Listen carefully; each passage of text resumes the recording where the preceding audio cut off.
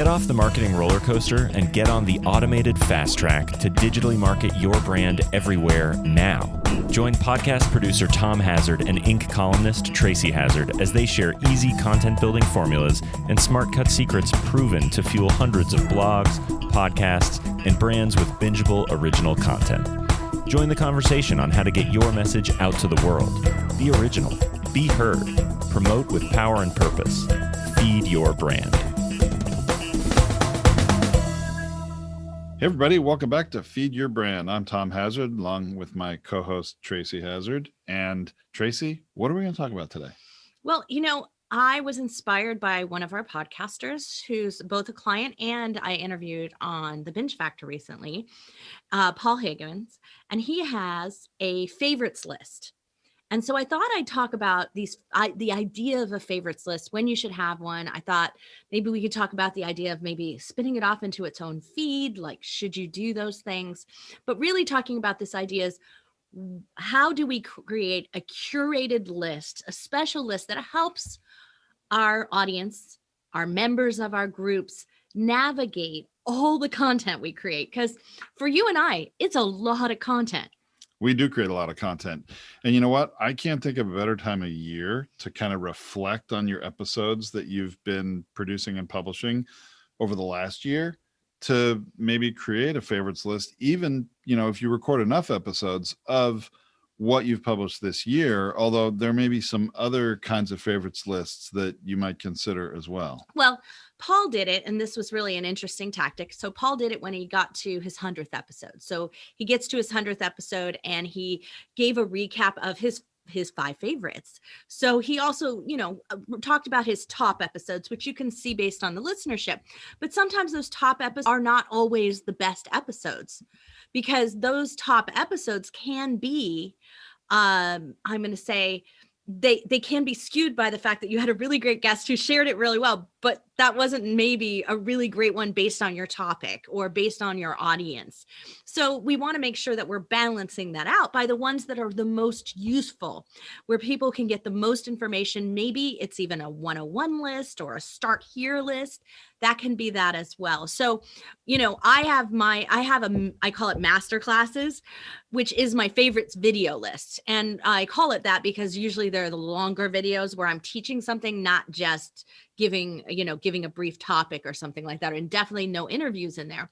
But it's the ones like where I do my interview tips, like on how to structure an interview, the ones that I do on how to create a content calendar, different things like that. And I'm constantly sending them to people that I have strategy calls with. So I have a favorites, technically, playlist that's on YouTube, but there's no reason for you not to do something similar with your podcast. So creating it within your blog is easy. So what I did was I went through and found my 10 best interviews on the Binge Factor over the last year. And I picked them based on, I think they have the most relevant content. I think you can learn the most from these podcast hosts. Plus, they're pretty successful podcasters who've been doing it a while, so you can really trust what they say as well. And so I picked those and I put them into a favorites list. And all I did in the back end of my blog was tag them in a category called favorites. So super simple. So then all I had to do was create a blog page with a feed that only pulled from the blogs that were related to the favorites list. So all of them show up on that one page. We made a link to it from the very front. You can see this at thebingefactor.com. You'll see the section for favorites. I created a scroll of them, and then you can also go through each one of them and just go into that list of favorites. So it helps you out to kind of get a visual for what that's working on. But you could turn it into a feed. Yeah, you could turn it into its own podcast. Now, this is a technique that we've talked about at other times and is commonly used for some different purposes.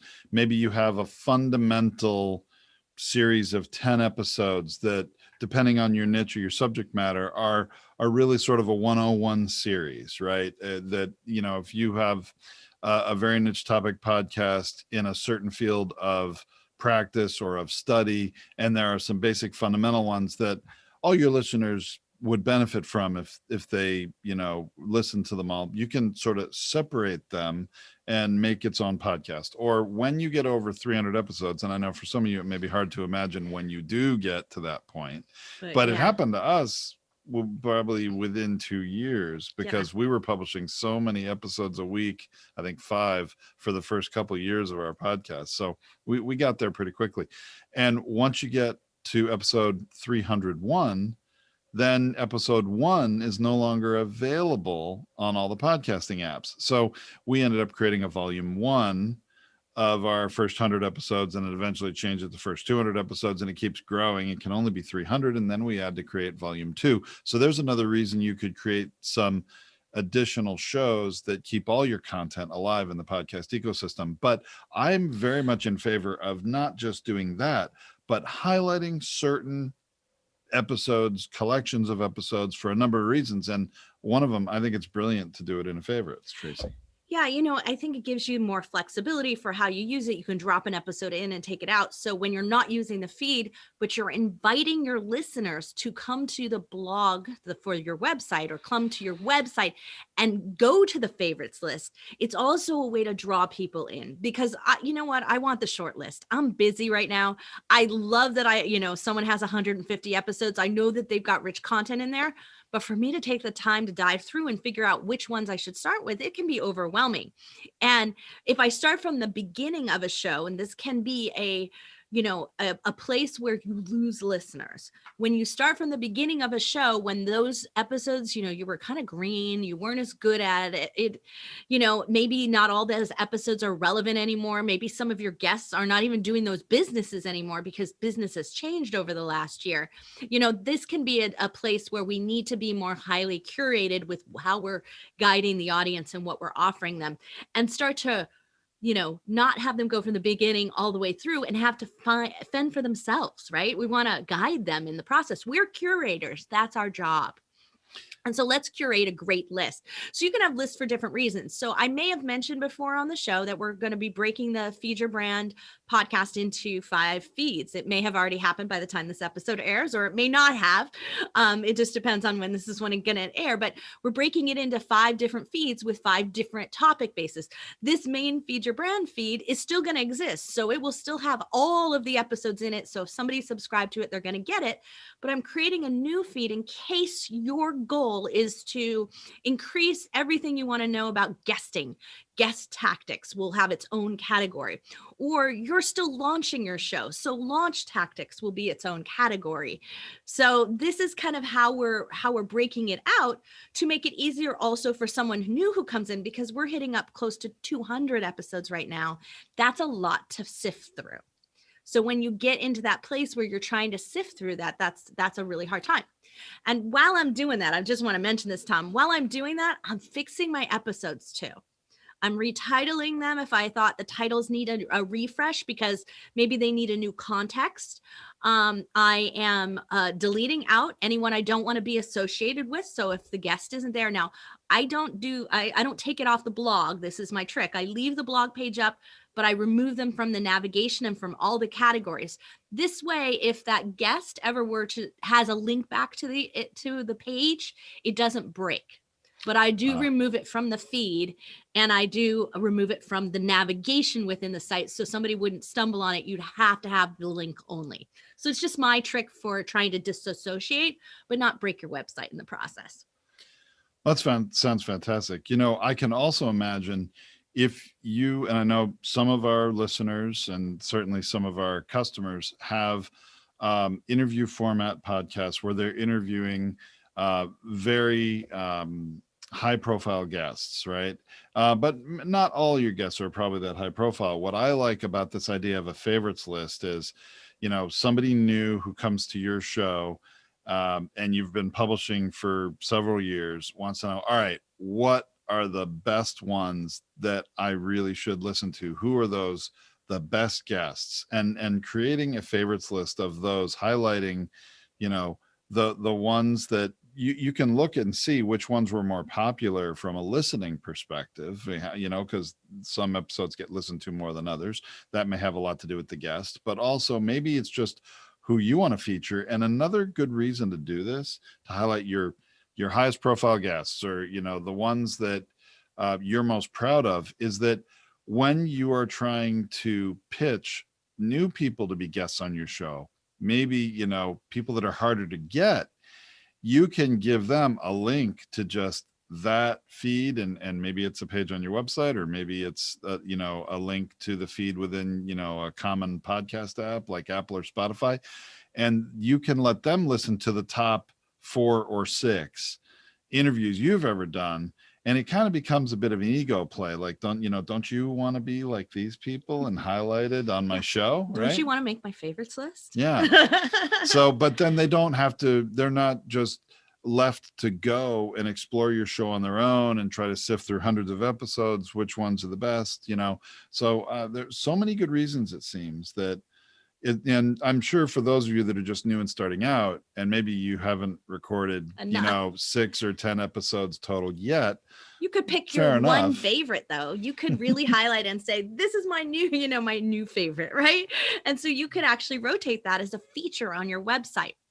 But you can also plan ahead and think about, as you're recording your first episodes, which ones do you want to, you know, sort of put in the parking lot for later and say, hey, this is one I want to note and remember. I'm going to come back to and add it to the favorites list when I have enough. Right. And this is the other reason we tell you guys again and again that we don't recommend episode numbers being in your titles of your show, because you might want to do something like this. And when you have the episode numbers in there, it's going to skip around, and it's very disconcerting to people. They get frustrated when the numbers don't match up to the numbers that iTunes gives it on the side. And they get really frustrated when you're skipping around numbers, even though they know this is a special list.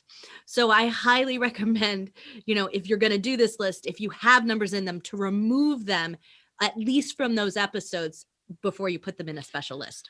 Well, and I also think, Tracy, what you mentioned about considering retitling them, you know, there's one perspective of a title that you put out there that you want to cast a very wide net for as many people as you think might be interested in this subject as possible. But if you're going to segregate an episode and put it in a favorites list in a special category, this is the 101 series, or, you know, we have, some people have travel podcasts, you know, you could have all the episodes that are for South America and all the episodes that are for Europe and things like that, that you may want to change the title when it's within a group to be more relevant within that favorites group, right? And so the same title may not apply. You can retitle it. And that's fine as long as you're creating a separated feed, because remember, when you keep a single feed, you're messing with the titles that are in that. So that's a fine strategy if you're doing that, or if it's okay with you, and it's not okay with some of you,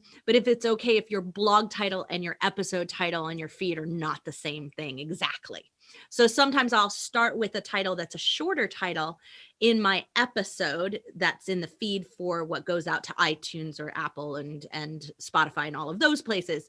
And my blog will have an extension on it. So it will be longer for my blog. It'll have the added piece to it. So that's a strategy you can utilize as well.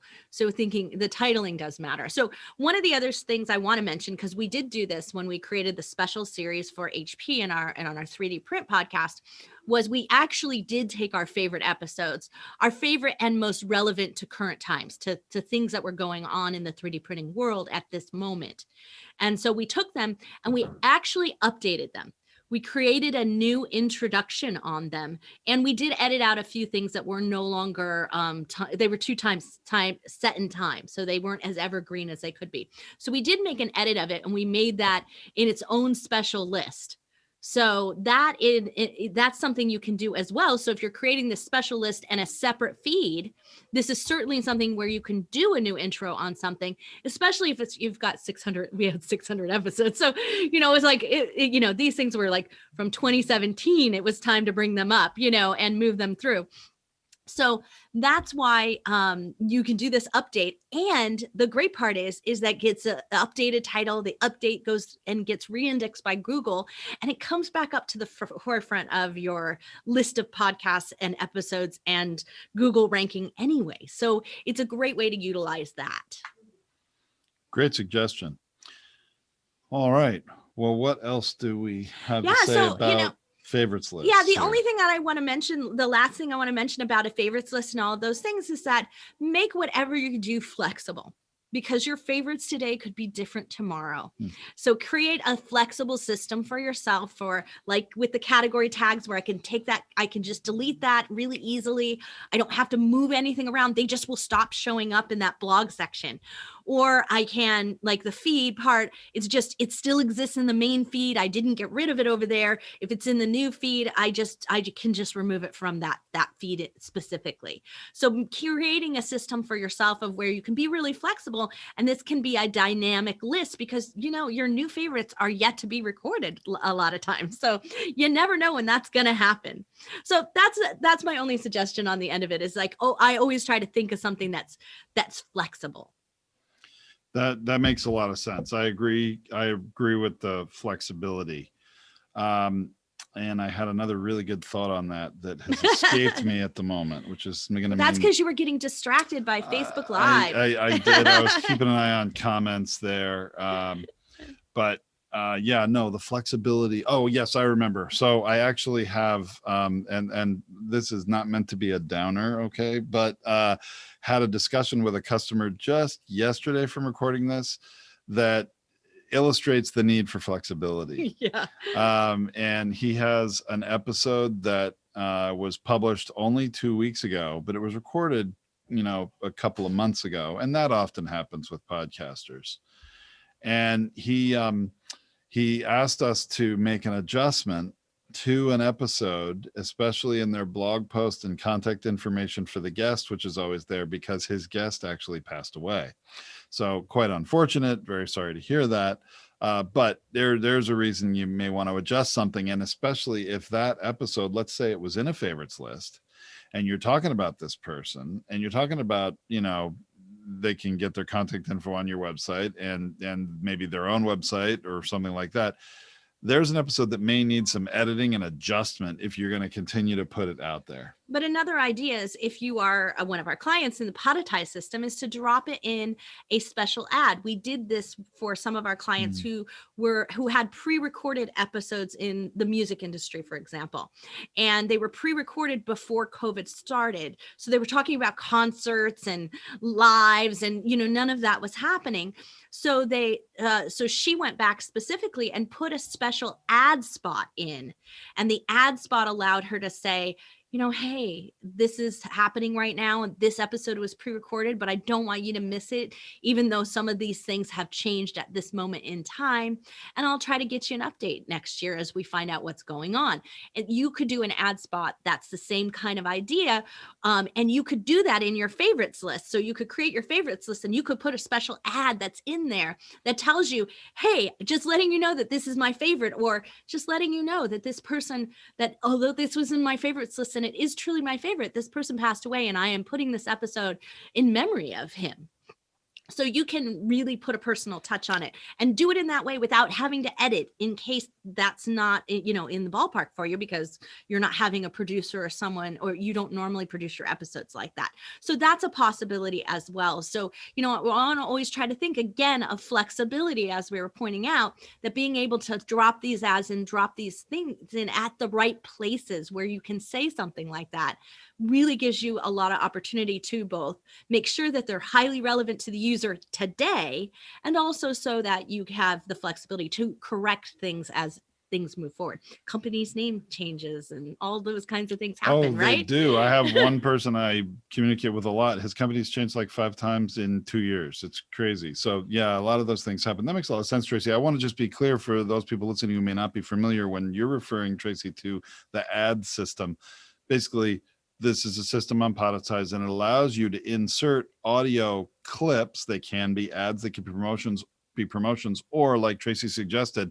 it can just be, hey, a relevant update. Special message to put a little current context on an episode that might otherwise not make as much sense today if somebody's listening to it. So it doesn't have to be an ad per se. That's all. Yeah, so I think we've kind of roughed out the idea here for you to be thinking about, something to think about, at the start of a new year, at the start of, whenever you pass 100 episodes or anything like that. These are great times for you to do that. And as always, it's great to be able to shift this, to be able to make your website easy to navigate and demonstrate that you're highly curating for your specific audience within that website. All right. Well, hey, hope you've enjoyed this episode. We have to think about what favorites list this one's going into. But hey, we'll be back next time with another great episode. This has been Tom and Tracy Hazard on Feed Your Brand. For more tips, tactics, and strategies, visit us online at podetize.com or on social at Podetize. Thanks for exploring the power of podcasting and how to be seen, heard, found, and rewarded in our noisy digital world. Keep on podcasting.